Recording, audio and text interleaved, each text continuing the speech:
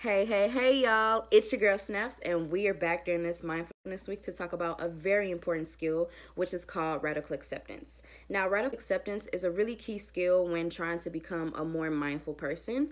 And although when you hear the term, it may seem like really simple, people hear it and go, acceptance? All I have to do is walk around and accept things. That should be easy. But it's actually a very complex state of mind, and many people spend years of their life trying to master radical acceptance. So don't be too hard on yourself if it's not something that you get right off the bat.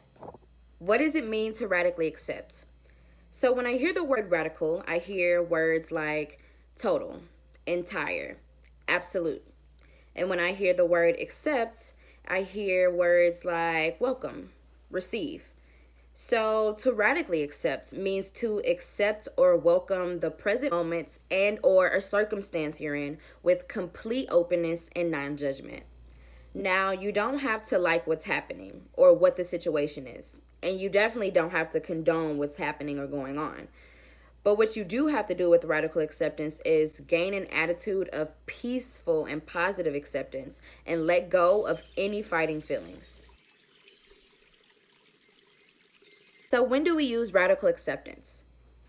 Radical acceptance is used in situations that are beyond or out of our control, such as a devastating breakup, losing a loved one, or not getting accepted into your dream school. Each of these situations could make you feel things like denial, pain, anger, or you can be in a place where you just want to fight your feelings and avoid. But these situations can be accepted as a new reality and eventually they can be moved on from. So, when you accept these things, it becomes easier to change your behavior and make yourself happier. The goal of radical acceptance is progression and growth. It's not being stuck or clinging on to the past. Say my foot was broken, right? And I was just walking around, kicking it, doing my thing as if my foot wasn't broken, just outside with my little broken foot, ignoring the pain. If you was to ask me, my foot is not broken.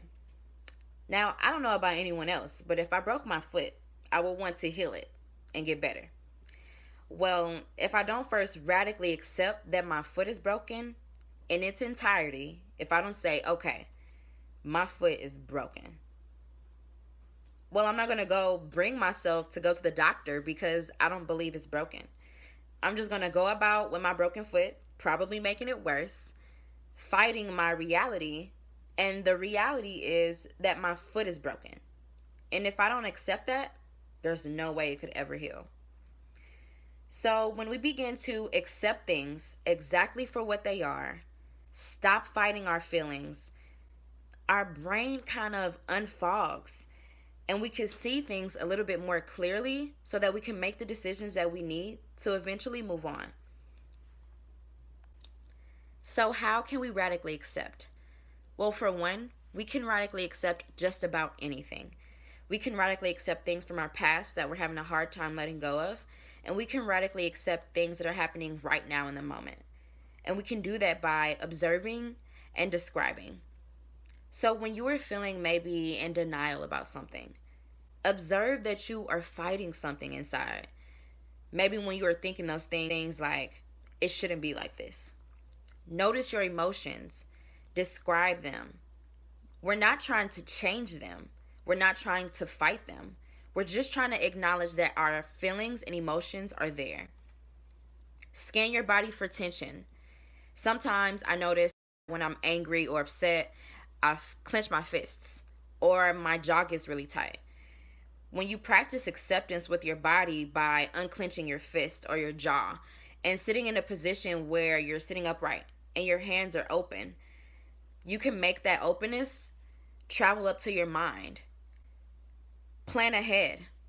Think about how you can cope.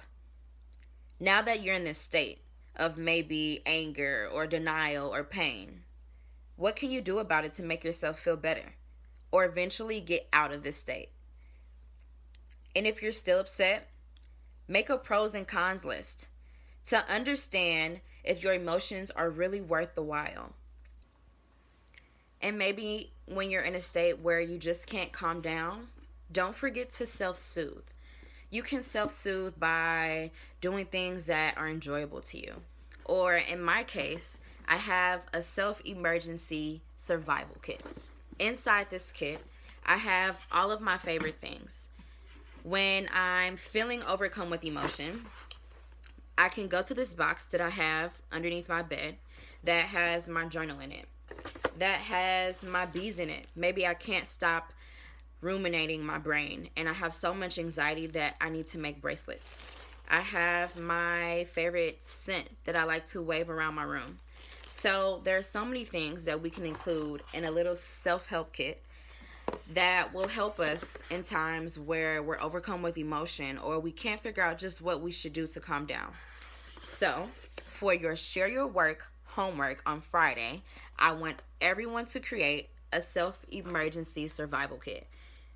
It can be a little bag, it can be a box, it can be inside your purse, but everything that you put inside should appeal to your five senses and include things that you really like and love, and maybe things that you just can't live without or really want to use and have around you when you're feeling upset. Thank you so much for tuning into our Mindfulness Week Radical Acceptance. I hope radical acceptance is something that you can incorporate in your daily life, even if it starts off really small. So don't forget to follow us on all of our social media platforms at Wyman Leaders, and please stay engaged for the rest of our Mindfulness Week. See you soon.